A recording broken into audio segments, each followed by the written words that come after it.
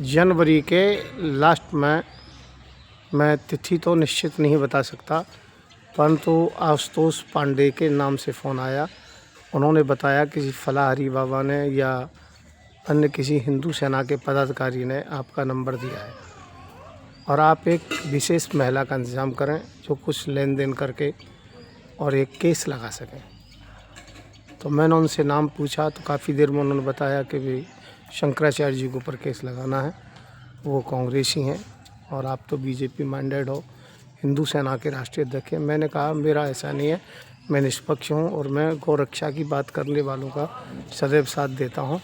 तो ये जितना भी ये केस लगाया प्रोपेगेंडा, बाद में मुझे मालूम पड़ा ये सब झूठा लगाया गया, क्योंकि मुझे भी गौ को राष्ट्रीय दर्जा दिलाने की मांग करने पर इसी प्रकार से झूठे केस रेप के लगाए गए, मुझे भी जेल में डाला गया। तो ये जितना शंकराचार्य जी के ऊपर केस है ये सब झूठा है, मिथ्या है, इसमें कोई सत्यता नहीं है और जनता को समझ लेना चाहिए कि ये केवल विशेष राजनीति की जा रही है। चलो ठीक है, हम किसी भी पार्टी को अपना मत दे सकते हैं, मतदान करने का हमें अधिकार है, तो किसी को भी दे सकते हैं। यदि कांग्रेस को, सपा को, बसपा को यदि मत दिया तो इसका मतलब ये थोड़ी है हम हिंदू विरोधी हैं या देश विरोधी हैं, गद्दार हैं, या फिर हमारा मतदान की वोटर लिस्ट से ही नाम हटवा दीजिए संतों का। तो मैं कहना चाहूँगा ये जितने भी केस हैं झूठे हैं और मेरे भी ऊपर झूठा बलात्कार का केस लगाया गया था। मैं इससे पीड़ित हूँ, मुझे पता है इसके बाद में क्या स्थिति होती है।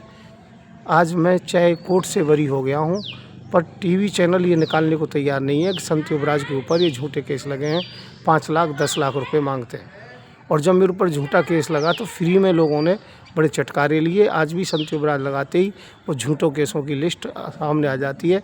जब भी कोई बात होती है तो इसी का लोग नाजायज़ लाभ उठाते हैं। तो शंकराचार्य जी सही हैं, उनके ऊपर झूठे केस लगाए हैं।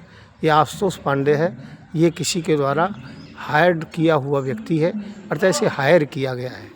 मैं हूँ संत युवराज, हिंदू सेना का राष्ट्रीय अध्यक्ष। धन्यवाद। यदि कोई आवश्यकता पड़ती है तो कोर्ट में भी इस बात की गवाही दूंगा।